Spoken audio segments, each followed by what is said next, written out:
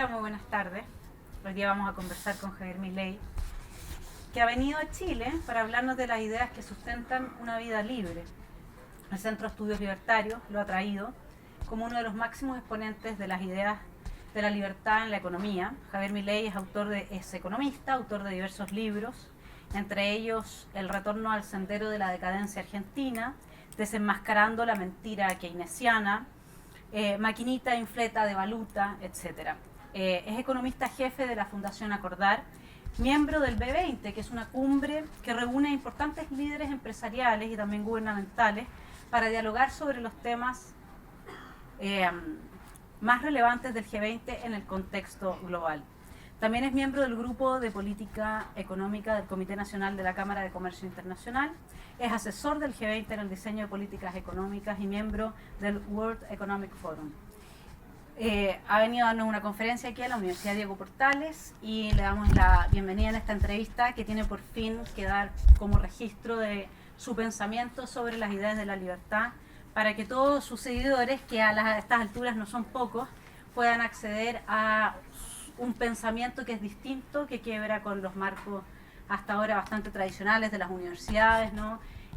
Así es que una perspectiva enriquecedora y fundada sobre todo en conocimiento empírico muy valioso. Bienvenido, Javier. ¿Qué tal? ¿Cómo estás? Bien, gracias. La primera pregunta, que a estas alturas parece obvia, pero no por eso no es importante responderla. ¿Qué piensas tú de la gestión que es necesario hacer hoy día en Latinoamérica frente a la lucha por las ideas de la libertad, como lo está haciendo el Centro de Estudios Libertarios en Chile?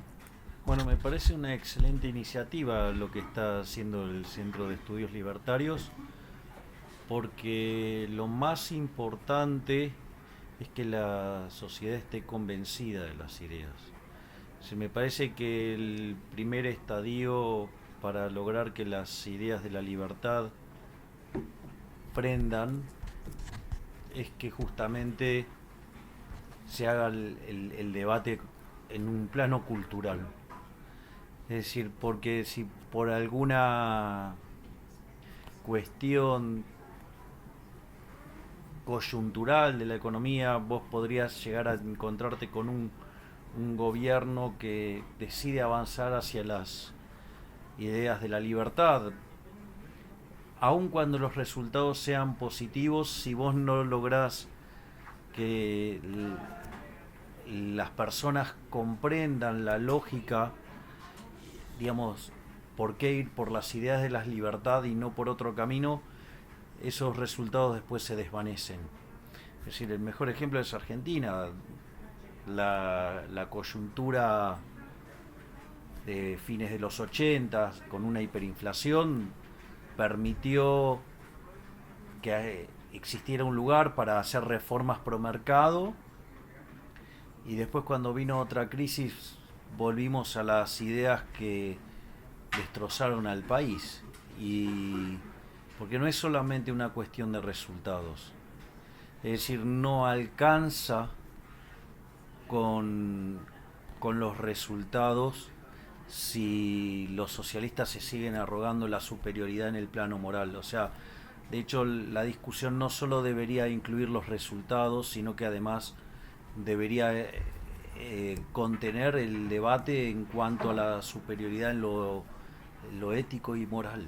¿Y cuál es la superioridad que tú observas en el libertarianismo frente al socialismo, cuando en realidad el socialismo se plantea como un acervo, una doctrina siempre preocupado por el prójimo, el colectivo, que sostiene a las personas más desvalidas y que por lo tanto va a usar el aparato estatal para ayudar a estas personas, y desde ahí suele los individuos que adhieren a esta doctrina acusar a los libertarios y a los liberales de ser egoístas, de estar preocupados solo de lo económico?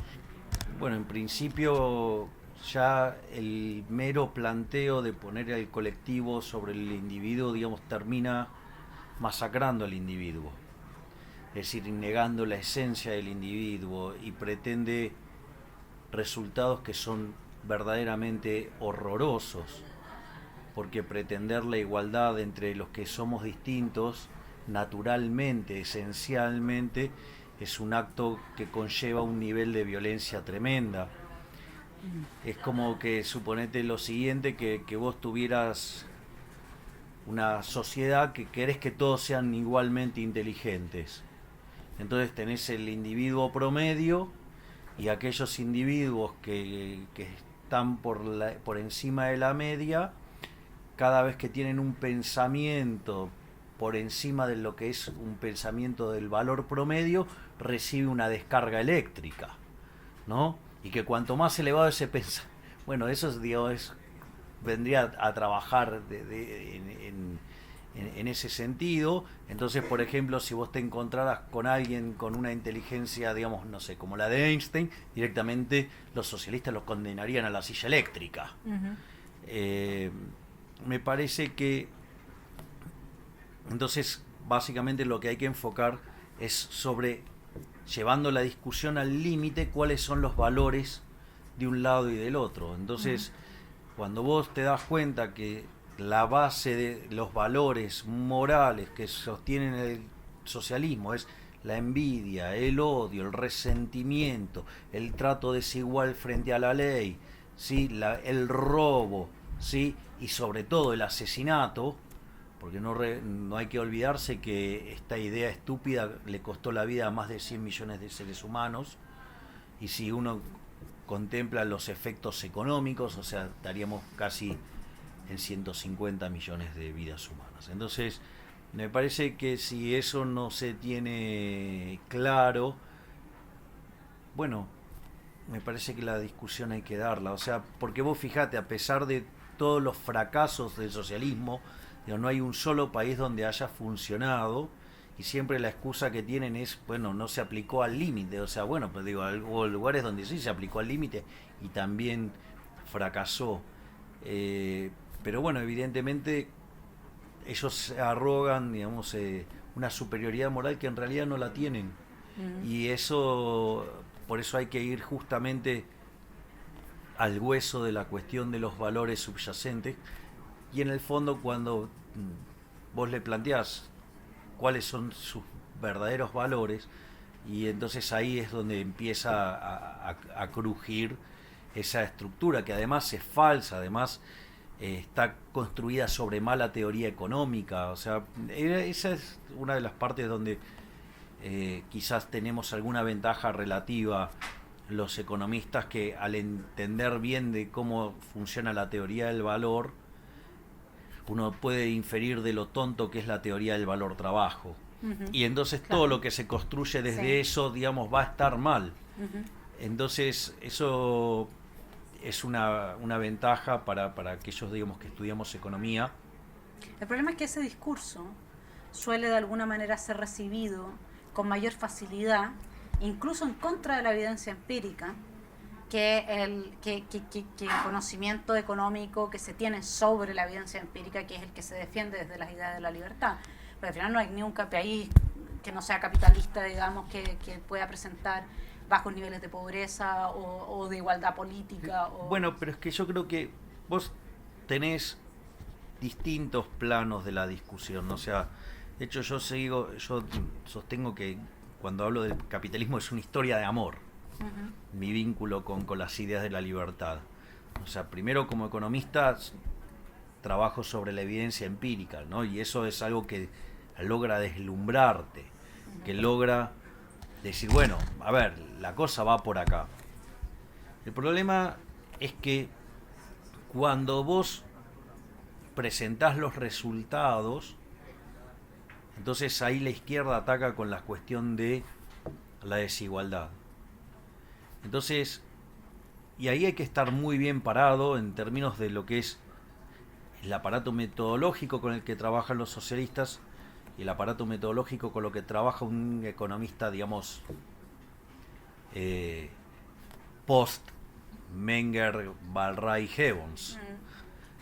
Entonces, y vos ahí tenés que entrar en ver cuáles son la lógica de la desigualdad, o bajo qué contexto, digamos, se puede hablar de desigualdad, si el resultado es justo o no. Y entonces eso, digamos, implica también conocer sobre la teoría de la distribución. Entonces ahí empezás a comprender qué es justo y qué no lo es, al menos para un determinado conjunto de valores. O sea, a mí me parece que robar está mal. Ahora, si al socialista le parece que robar está bien, bueno, todavía tenemos un problema de valores, y me parece que entonces lo que hay que hacer es discutir los valores. Entonces, para mí, ¿cuáles son los valores? Los valores es el ahorro, el trabajar duro, esforzarse, servir al prójimo con bienes de mejor calidad a un mejor precio, o sea, y el respeto irrestricto del proyecto de vida del prójimo. Digo, para mí esos son, digamos, Estado de Derecho, igualdad claro, política, digamos, en esos digamos, términos, ¿no? con instituciones tales como la propiedad privada, los mercados libres, sí, digamos, la competencia, digamos, la cooperación social, sí, y la división de trabajo. O sea, son, ¿Todo eso se puede pensar fuera del marco del Estado?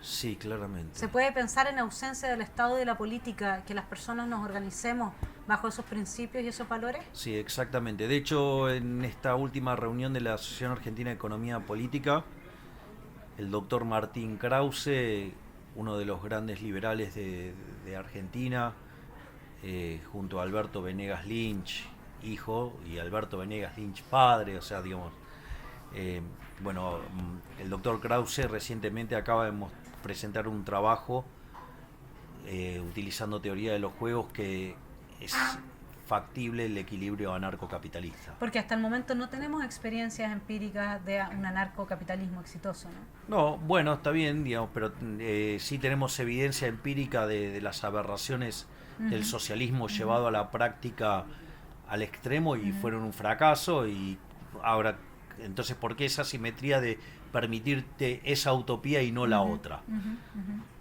Al margen, digamos, después de lo que sería, si vos querés, supongamos que fuera utópico. Bueno, el punto es, discutamos esos valores, esos equilibrios utópicos, y vamos a ver que la superioridad moral está por el lado, digamos, de los buenos valores están del lado del anarcocapitalismo. De hecho, desde mi punto de vista, el ideal de la sociedad es el anarcocapitalismo. Y creo que, dado el estadio en el cual se encuentran las distintas economías del mundo, hay un largo camino para hacer hasta llegar a ese ideal. Y después también es cierto que el progreso tecnológico va ayudando a que estas cosas puedan tomar lugar, ¿no? Es decir, por ejemplo, muchas veces cuando me toca interactuar con liberales que estaban muy metidos en los debates, por ejemplo en los 70s o en los 80, entonces te cuentan, bueno, en los 70 discutíamos si las calles podían ser privadas. Claro, entonces en ese momento, digamos, había toda una discusión. Hoy esa discusión casi no tendría sentido, ¿no? Porque, o sea, si vos tenés en tu auto, digamos, una oblea que pasa por una autopista y lee y va contra tu cuenta, así que digo, eso hoy no... Entonces, me parece que el progreso tecnológico va a permitir cada vez más reducir el tamaño del Estado. Por eso los grandes enemigos del progreso tecnológico son los políticos, básicamente. ¿Todos los políticos? Sí, yo, digamos, o sea, no tengo valoración positiva sobre la política en general, digamos, como actividad. ¿Y no crees que haya que pasar por un estadio en que las ideas liberales también, sobre todo si vivimos en democracia, deban ser representadas y encarnadas desde la política para poder avanzar hacia la utopía anarcocapitalista? Sí, igual, digamos, no haría una idealización de la democracia, ¿no? O sea, digo, porque la democracia tiene problemas de consistencia, digo, el teorema de imposibilidad de Arrow, tiene vicios, el populismo, con lo cual tendría mis fuertes reparos, o sea, sobre cuál es el mecanismo por el cual ordenar la sociedad, en especial, digamos, siendo anarcocapitalista, ¿no? No, el orden es espontáneo, claro. Por eso, entonces, porque aparte, o sea, digo, el Estado es sinónimo de violencia, porque en el fondo se financia con impuestos, y los impuestos son un robo, entonces tienen un vicio de origen. Pero lo que yo creo es que si la sociedad tiene conciencia de eso, va a entender que el Estado debería ser minimizado y llevado a su mínima expresión, donde el cero es parte del conjunto de elección, y que si hoy existe una restricción tecnológica que no lo permite hacer, está, ok, lo entendés, pero lo tratás de minimizar, ¿no? O sea, por eso yo suelo decir que soy minarquista estático y anarcocapitalista dinámico. Hoy, digamos, todavía la tecnología no ha evolucionado lo suficiente como para prescindir de las actividades de seguridad y justicia. Pero eso no quiere decir que en un futuro la tecnología permita también eliminar esa función dentro del Estado. Y tomar una serie de decisiones en común sin necesidad de sostener un aparato que al final vive sobre la base de la violencia impositiva. Ahora, yo que te vi varios de tus videos, de tus discusiones con muchas personas que, sabiendo y teniendo la evidencia ahí de que, por ejemplo, aumentar las barreras arancelarias es un desastre, que los países que las bajan tienen mejores experiencias, que enfocan mejor sus recursos en sus sectores competitivos comparativamente, etcétera, y siguen con la misma cantinela, y de alguna forma uno piensa que hay algo un poco la Hayek atávico, sin entrar en darwinismos sociales de ningún tipo, porque yo creo en la libertad, por lo tanto. Sin embargo, cuando uno piensa de que hasta el día de hoy, como dice el inquisidor en Los Hermanos Karamazov, Dostoyevsky, ¿no? Dice, los seres humanos piden tres cosas: repartija igualitaria de panes, un líder al que seguir, pero que sea líder de grandes grupos y masa humana, ¿no? Y piden también que esa pinche libertad con la que nacen, alguien se haga cargo de ellos lo antes posible. O sea, piden un infierno. Piden vivir en el infierno. Piden paz. Prefieren la paz, dice el inquisidor. Yo te estoy aquí exponiendo, digamos, a una infierno. reflexión. Vos sabés que eso es un infierno. Lo que pasa es que la gente es interesante, porque la gente, incluso que ha tenido experiencias directas en el infierno, luego tiene esa capacidad de abstracción ideológica en que termina justificando, digamos, lo vivido a partir de razones que, o sea, Orwell, ¿no? Orwellianas, digamos. Entonces, la pregunta, porque sigue siendo más seductor, de alguna manera, este discurso de la repartija de los panes, fíjate que Hannah Arendt dice que antiguamente la justicia no estaba vinculada bajo ninguna circunstancia a la igualación de condiciones materiales. Lo justo era la igual libertad. E igualdad y libertad no se escindían en medio de personas que compartían los mismos derechos como ciudadanos. No tenía que ver con la repartija de panes. Sin embargo, de alguna manera, hoy día ese es el discurso que sigue siendo tremendamente seductor, sobre todo frente a la fragilidad humana. De alguna manera pareciera... Increíble, ¿no? Porque, digamos, las condiciones de extrema pobreza en los últimos años, 200 años, pasaron del 95% con 1.000 millones de habitantes en el planeta, y hoy, siendo 7.250, la extrema pobreza es 5%. En un contexto donde además el PBI per cápita en esos 200 años se multiplicó por más de 9 veces, cuando a lo largo de los 1800 años anteriores el PBI per cápita solo subió 40% como resultado del descubrimiento de América. Bueno, pero por eso tú dices mismo, ¿no? Que los resultados no nos van a no van a dar la victoria a la libertad, que tenemos que hacer algo más, ¿no es cierto? Yo estoy que los resultados. Sí, yo estoy... Hay un tema psicológico.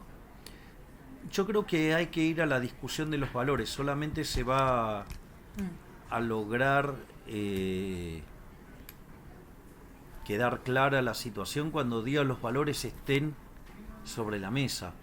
Pero entonces, cuando vos dejás en evidencia a los socialistas como personas resentidas, envidiosas, fracasadas, ¿sí? Y que lo único que quieren es utilizar el aparato violento del Estado para robarte el fruto de tu trabajo y repartirlo acorde a su criterio moral, bueno, entonces ahí van a empezar a aparecer algunas preguntas que alguien se va a hacer. Pero si vos, yo creo que el gran problema de los defensores de la libertad fue siempre creer, bueno, mirá, la verdad que la evidencia empírica es tan contundente que ni siquiera tengo que perder tiempo en discutir contigo. Claro.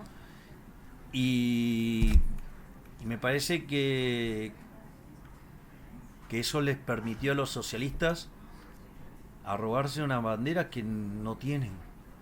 Por eso yo creo que la discusión tiene que ser dada sobre los valores de los sistemas. Es que el malo del egoísmo y el bueno es la preocupación por el prójimo. Lo que el socialista suele encarnar es esta preocupación por un otro que además presenta el siguiente elemento que lo he estado pensando, a ver qué piensas tú. Cuando el mercado genera mucho bien, lo hace desde esa mano invisible. No, tú no puedes decir, a mí me va bien porque vino tal señor o tal partido político. No, es el mercado el que dice, a nosotros nos gustan las ideas de Javier y lo vamos a ver y lo vamos a invitar, etcétera. En cambio, cuando el Estado, por mucho que la embarre en muchas cosas y despilfarra, etcétera, hace un bien, como darle la educación al niño que si no, teóricamente, no lo verá teóricamente, porque uno no se imagina qué es lo que pasaría en ausencia de Estado.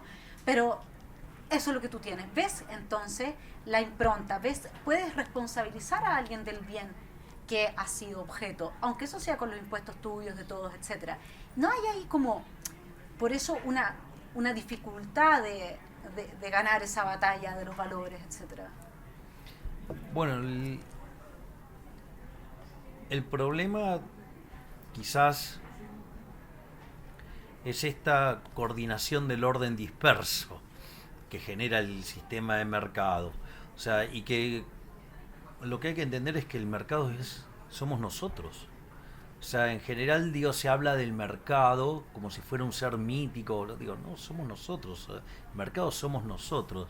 Por eso muchas veces hay gente que ataca al mercado. ¿Cómo atacás el mercado? Digo, si vos estás ahí adentro. O sea, ese es el primer punto. El segundo punto es claramente comprender la lógica del orden espontáneo y del rol del sistema de precios. Es un elemento virtuoso que requiere algún entrenamiento para comprenderlo, pero bueno, habrá que aquellos que tienen más entrenamiento deberían tratar de explicarlo de una mejor manera. Y por otro lado, la pregunta es, ok, digamos, si vos socialista sí sos, digamos, tenés este sentimiento de caridad, ¿y quién te dijo que yo, digamos, liberal no lo tengo? Digo, ¿por qué Claro, crees que claro, yo no lo tengo? Claro. Esto es muy interesante. Hay un libro de Alberto Venegas Lynch, hijo, y Martín Krause, que se llama En defensa de los más necesitados. Básicamente lo que describe es lo que ocurrió en Argentina durante la época de la Gran Depresión. O sea, Argentina tenía un estado muy chiquito en ese momento. Argentina, de hecho, en 1895 era el país con el PIB per cápita más alto del mundo. Y durante gran parte del siglo XX, al inicio, estuvo en el quinto en el ranking, oscilaba en torno al quinto lugar, a veces un poco arriba, un poco abajo, pero digo, o sea, pese a que el principal socio comercial de Argentina, Inglaterra, había estado involucrado en la Primera Guerra Mundial. Con lo cual, o sea, que Argentina era un país rico y con un estado muy chiquito. Sin banco central, de hecho. Tu paraíso. Mi paraíso es el anarcocapitalismo, pero digo, o sea, no solo pero que no haya, pero es un ¿no? avance importante. Pero más allá de eso, lo interesante es que cuando llega la Gran Depresión, aparece todo un conjunto de sociedades de beneficencia que daban contención a los caídos. Y eso no fue organizado por el Estado, fue organizado básicamente por las personas, por el sector privado. Entonces, cuando el otro punto es, bueno, ok, digamos, vos querés hacer caridad, digamos, ok, querés hacer caridad, bueno, tenés todos tus bienes para hacer caridad primero, antes de exigirle por la fuerza. O sea, la caridad no puede ser a punta de pistola, y si vos lo haces desde el Estado, es a punta de pistola. Eso no es caridad, eso es robo. O sea, si no entendemos la diferencia entre caridad y robo, digo, tenemos un problema. Entonces, la pregunta es, ok, ¿con qué? Entonces, pues la pregunta es, ok, ¿querés eso? ¿Con qué lo vas a financiar? Claro, porque si fueran calvinistas tendrían que poner sus empresas y dar trabajo, y era el espíritu del capitalismo Bueno, inicial, pero que lo, claro. Como dice exacto. Max Weber. Entonces, Sí. digamos, Y era todo en pero beneficencia. siempre ellos son muy generosos con el dinero ajeno, no con el propio, ¿no? Claro, claro. Entonces, bueno, digo, ese es el problema, o sea, es infinitamente más grande el nivel de generosidad que vos podés mostrar hacia una situación cuando la cuenta la va a pagar otro. Ahora, el Estado, ¿puede hablarse, como lo hace Hannah Arendt y otros, de un capitalismo de Estado que lo que hace a través de políticas monetarias y de inflacionarias, etcétera, es una expropiación, además de los impuestos, una La expropiación inflación de la es una gente? expropiación, sí, la inflación directamente es una Y expropiación. la recesión en combinación con ciertos juegos de tasas de interés desde el Banco Central, etcétera. Bueno, yo soy partidario de eliminar el Banco Central, así que imagínate que todo lo que deriva de... A ver, en una economía de trueque no hay inflación. ¿Banco Central y patrón oro o no hay patrón oro? En realidad la moneda va a ser la que elija el público. De hecho, la moneda es un invento privado. O sea, que es básicamente un bien para hacer intercambios indirectos. Es decir, originalmente, digamos, vos tenías el trueque tenía problemas, ¿sí? Uno era el problema de la doble coincidencia, vos tenías que encontrar la contraparte que quisiera el bien que vos querías vender. O sea, y a su vez le querías comprar el que él tenía para vender. O sea, eso es un problema no menor.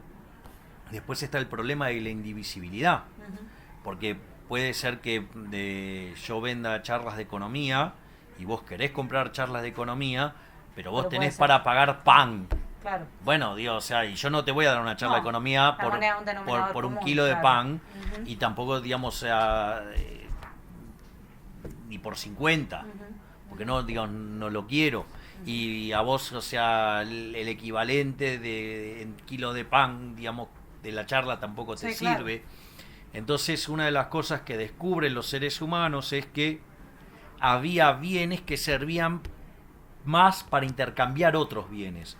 Entonces, metales, claro. Entonces van a bienes que servían para hacer esos intercambios. Así es como se empieza a usar el azúcar, la sal, el tabaco, el lino, que se usan como monedas. Son bienes de intercambio indirecto. En todo ese proceso se dan cuenta que la portabilidad es importante, que no se degrade el bien es importante. Entonces aparecen las monedas de metal, aparece el oro y la plata.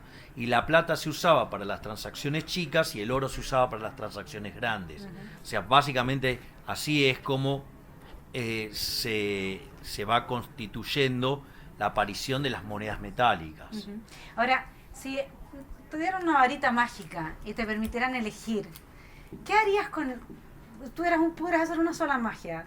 O eliminar el Banco Central o cambiar los fundamentos de la educación en general todos los países latinoamericanos, porque tú sabes que todos los colegios de profesores y los profesores en general son personas que adhieren a ciertas ideas, digamos, que están más cercanas al Estado, porque además son trabajadores del Estado. O sea, si eso es hablar bien de al final mi casa donde yo me nutro, ¿no es cierto?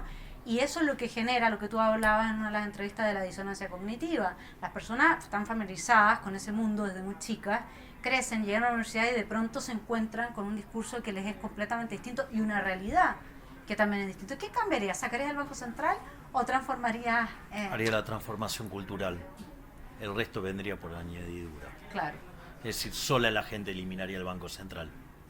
Sí, es cierto, sí. Y ahí ahí es donde se genera, digamos, esta imposibilidad tan radical de las personas de entender que aquello en lo que creen, que termina siendo casi una identidad fisiológica, porque son mapas neuronales, ¿no? No está adecuado con lo empírico, y por eso luego tienen el ejemplo de Venezuela, pero siguen diciendo que Venezuela prácticamente es un fracaso hoy día porque no abandonó el capitalismo, ¿no? Sí, es bueno, pero es que si vos en realidad tu formación es la correcta, te vas a dar cuenta que es socialismo. Porque cuando vos te imponen a qué precio producir, a qué precio comprar, cuánto producir, qué cantidades producir, o sea, en realidad vos no sos dueño de tu empresa, sos un mero gerente. Con lo cual, eso implica que no estás haciendo cálculo económico. Bueno, de hecho es evidente, ¿no? En ese caso. Porque en el fondo tendrás la propiedad, pero la propiedad no es decir que sos el dueño de él, sino que puedas disponer. O sea, ¿qué propiedad tenés vos si no podés disponer de la misma? Si vos sos dueño de este papel, pero no podés hacer nada con ese, entonces no sos dueño. Y para hacer algo con este papel necesitas que te lo autorice otra persona. Entonces, no sos dueño de este papel. Puedes decir que sos dueño, pero no lo sos. Ese es el punto. Es decir, hay que comprender la lógica de la propiedad. Pero obviamente, es decir, eso es para los socialistas un elemento que les permite señalar que eso no es socialismo. O sea, digamos, no se pueden hacer cargo de sus resultados negativos. Entonces, les resulta más fácil negar la evidencia empírica que aceptar que se equivocaron, que vivieron equivocados toda su vida. Claro, eso cuando tú eres de los diseñadores, digamos, pero cuando tú estás dentro de las víctimas de, digamos, ese tipo de política. Se llama síndrome de Estocolmo. Ah, tú lo explicas así. Claro, esa sensación de... En el Gorgias está, que es un diálogo de Sócrates, está esta necesidad que tienen los seres humanos de acostarse tranquilo y decir, qué bueno soy. Soy un buen ser humano y para eso adhiero a las ideas que se me enseñaron son las buenas, pero ¿no? es que, claro, pero a ver, el problema es ¿por qué creer que los valores morales que se arrogan los socialistas están fuera del ser humano? ¿Por qué corresponden al colectivo y no corresponden a los individuos? Si es una incoherencia en sí misma. Digamos, o sea, yo tuve la oportunidad de ver fragmentos del debate que tuvo tu hermano en Argentina con 3 cavernícolas. Entonces, el punto es, bueno, no, en realidad es la sociedad la que... digo, la sociedad no decide, o sea, ¿qué es la sociedad? O sea, digo, ¿qué es ese colectivo? O sea, alguien, digamos, o sea, es alguien, entonces vos negás al individuo, pero después, ¿quién es el que va a instrumentar en el colectivo? Es un individuo, pero muchas veces es un individuo que ha sido igualado en sus inteligencias, como dice Tocqueville. Entonces, y eso Tocqueville lo atribuye a la democracia, como un defecto de la democracia, no como un defecto de ciertos partidos políticos dentro de ella. Dice, la democracia exige de todos sus miembros una igualación de las inteligencias y ese es el camino más lento pero más seguro a la esclavitud.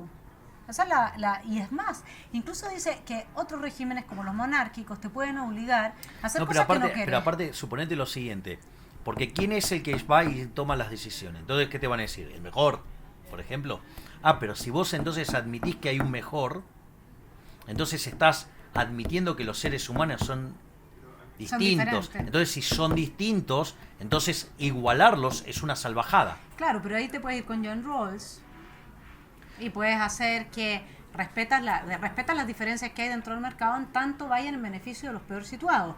Esto tiene muchas lecturas posibles, digamos, ¿no? Yo, digamos, o sea, el tema, digamos, cómo uno puede hacer la lectura de Rawls, o sea, el punto es, bueno, mirá, hay también mecanismos, digamos, de seguros que podrían haber comprado tus padres, ¿no? O sea, con lo cual me parece que siempre el problema en la discusión con los socialistas es la mala teoría económica que hay atrás. Es decir, vos no podés construir nada desde un cimiento que es erróneo como es la teoría del valor trabajo.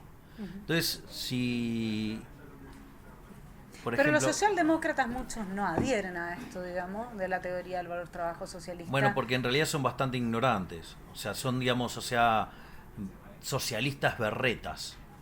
¿Qué O sea, significa berreta? de baja calidad. Ah, Es decir, un keynesiano es un socialista berreta, es un socialista de mala calidad. porque Que el es de la buena base de los calidad socialdemócratas. deja todo, o sea, te lleva al infierno rápidamente y el otro va de a poco, por su mala calidad, digamos. Claro, digamos, entra en la lógica, digamos, de esa dinámica que uno, digamos, infiere desde Camino de Servidumbre, ¿no? Donde hay algún tipo en la poltrona que no le gusta un resultado y como es un fracasado intelectual en entender eso, lo quiere corregir violentamente y utiliza el aparato represivo del Estado. Y la consecuencia de eso es que el resultado termina siendo peor de lo que tenías originalmente. Ahora, ¿qué Y ese nuevo resultado genera más demanda de intervención. Claro. Por eso, digamos, cualquier solución... creciendo. Por eso, claro, por eso no existen... Digo, y esto está en un libro de Mises que se llama El mito de la tercera vía. Dice, no existe, digamos, esa solución intermedia. Es decir, hay dos sistemas, está el capitalismo y está el socialismo. Y cualquier solución intermedia es inestable, porque tiende a más socialismo. Ya, tenemos se abren dos flancos. Uno, hay políticos, estadistas, grandes políticos, digamos, que consultados por el tema de la redistribución, de hasta dónde hay que redistribuir, responden, mientras podamos mantener la paz social. Es decir, la paz social sería el resultado de la redistribución. ¿Qué opinas tú de eso?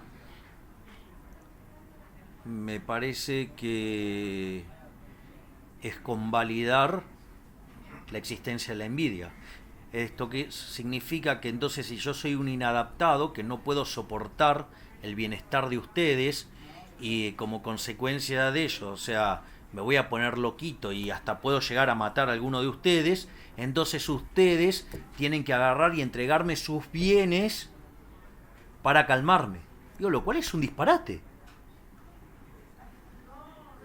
Ya, y el otro que ya se... O puesto de otra manera, me permiten que tenga el revólver para sacarle a todos ustedes todo lo que se me dé la gana, porque si no me voy a enojar y los voy a matar. O sea, digo, entonces, digo, ¿qué estás convalidando? Es decir, con lo cual le quitas, mira, salvo que seas anarcocapitalista o anarquista, digo, le reconoces por lo menos la seguridad y la justicia. O sea, vos lo que me estás diciendo es que ni siquiera te vas a hacer cargo, o sea, que eres Estado y no te haces cargo de la seguridad y de la justicia. Exactamente, claro. O sea, digo, lo cual es una contradicción en sus términos. Sí. Pero entonces, ¿para qué te pago? Sí. ¿Para qué te pago, Estado? Entonces no te pago nada y me defiendo solo del loquito que me quiere robar, entonces. Y vas a ver cuando el resultado de ser loquito le sea adverso, vas a ver cómo va a dejar de ser loquito. O sea, ¿por qué? Porque la gente responde a los incentivos. Pero no todo. Hay algunos que son malos incentivos, ¿no? La gente responde a los incentivos. Si no está el Estado en el medio, los incentivos que genera el orden espontáneo son los correctos. Porque vos en el capitalismo no podés ser exitoso si no servís al prójimo con bienes de mejor calidad a un mejor precio. Entonces yo te podría odiar, pero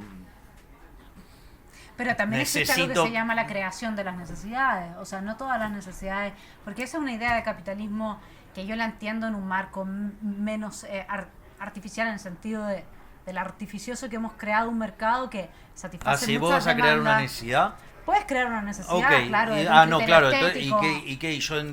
Entonces yo no puedo decidir si quiero o no. O sea, claro. le quitas al individuo y eso pero es falso. Pero son las tesis, yo tengo que... No, eso es falso. Bueno, pero eso es falso. Para que las refutes. Pero es falso, porque eso de vuelta, porque tiene que ver con la mala teoría económica. Es decir, tiene que ver con la teoría del valor trabajo. Creer que vos podés crear valor desde la oferta. Claro. Es decir, bueno, no es cierto. No es cierto. La actividad empresaria consiste en descubrir cuáles son las necesidades de la gente y satisfacerlas. No que yo le imponga al resto mi producto. Entonces te llevo... Entonces vos sos tonta, entonces yo te engaño para que vos compres lo que yo quiero. O sea, mirá, a ver, vos te podés equivocar, pero no te vas a equivocar sistemáticamente. O sea, el error es parte de la vida. Eso, digamos, los austríacos lo tienen mucho mejor trabajado que los neoclásicos. Sí. O sea, en la configuración del mercado, digo, esto está en un trabajo de Israel Kirchner que es muy bueno. Digo, cuando vos mirás la economía del mercado, digamos, en el mundo neoclásico aparece la curva de oferta y demanda y ¡pum! Va instantáneo al punto de equilibrio.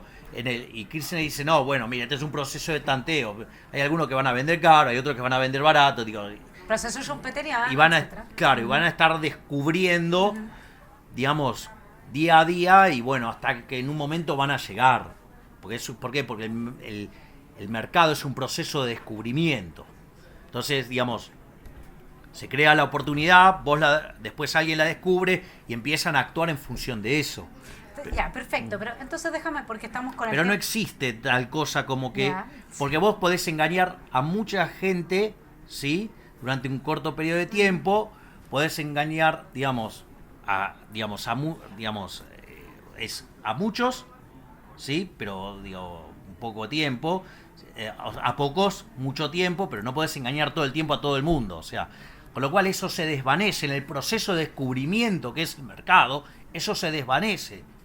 Es decir, no tiene sustento. O sea, digo, es como creer que los individuos carecen de capacidad de aprendizaje. Sí. Y cuando vos mirás la historia de la humanidad, si hay algo que caracteriza al individuo es el aprendizaje.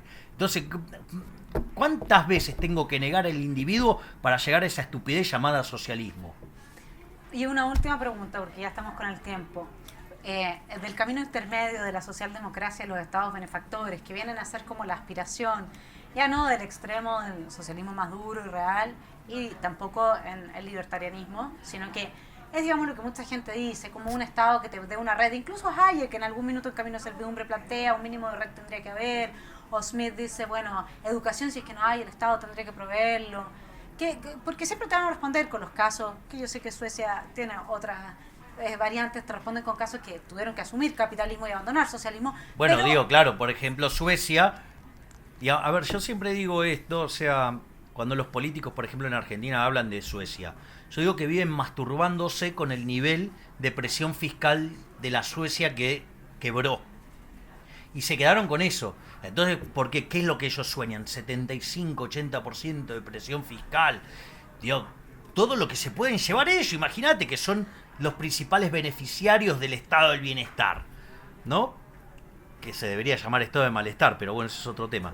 Pero aún en esa situación, digo, Suecia quebró y tuvo que hacer reformas pro mercado. Hoy Suecia está entre los países con mayor libertad económica.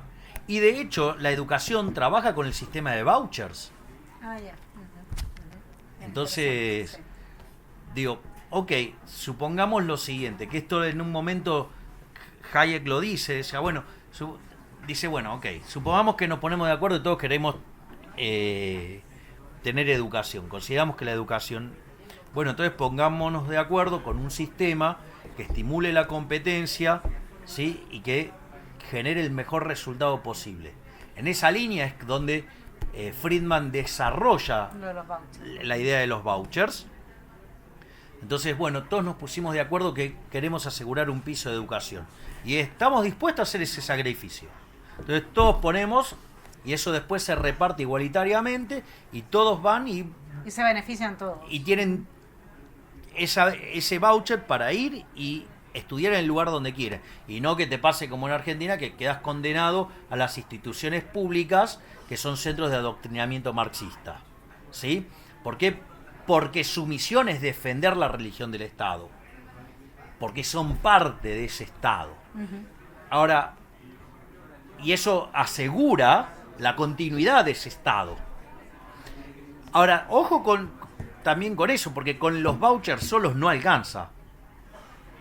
Porque si el Estado va a estar regulando los contenidos, bueno. Claro. Entonces no salimos del adoctrinamiento. Bueno, claro, vos fíjate, este ejercicio lo hizo tu hermano en Argentina. Fue a la Facultad de Filosofía y tomó toda la bibliografía de todos los planes, de todo el plan. Y no encontrabas un solo autor liberal. Evidentemente de ahí solamente vas a estar fabricando marxistas. Vos vas a la Universidad de Buenos Aires, la Facultad de Ciencias Económicas, y tiene un solo curso liberal,